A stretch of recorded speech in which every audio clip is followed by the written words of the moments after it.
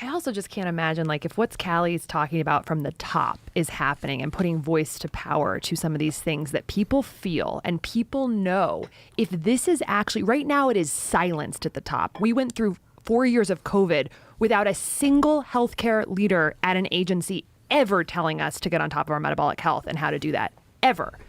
And yet people were talking about it. So if we are able to give voice at the highest level to these concepts, I just wonder also what that ripple effect through our country is going to be like when people are part of that tribe and can actually speak about it without the fear of being called,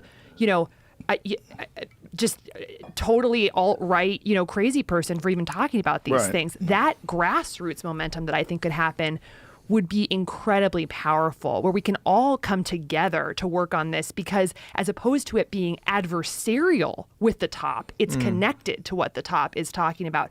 We so believe, parents don't want their kids getting sick. We don't want to be sick. We don't want to see our parents dying of Alzheimer's and cancer and all of these diseases. There is this pervasive thread that Americans are lazy and they don't want to be healthy. I was indoctrinated with that message as a medical student and as a surgical resident. It's not true. People want to be healthy. There's a huge system rigged against them. We've got people don't want to be feeding their kids this dead trash food that comes in a package, but it is what is cheaper because of corrupt policy at the top with the farm bills.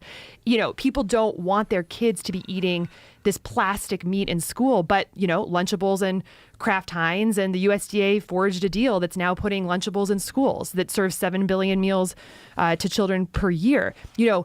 And doctors then don't get a single minute of nutrition education in 80% of medical schools. So you just imagine, like, we've got people who want to be healthy. We truly believe that Americans want to be healthy. And for the first time in many years, this could be an opportunity for that to be aligned with the country's vision and priority as opposed to adversarial to it.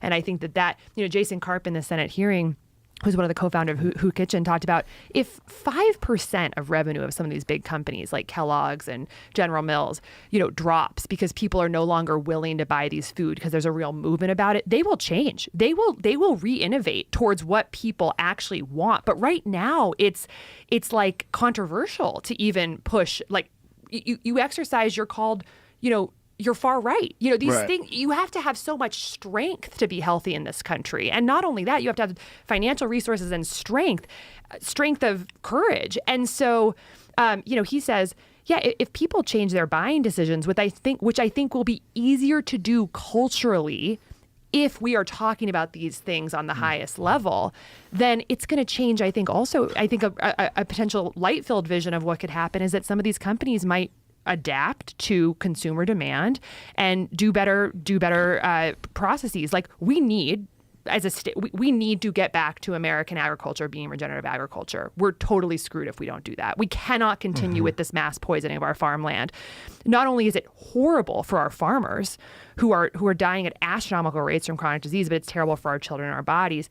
And if people start understanding that, because people like RFK are in the leadership positions, and that's becoming part of the zeitgeist, it will change the way people buy and what they're willing to tolerate. But right now, the norm, because of corrupt incentives in a rigged system, is to be unhealthy.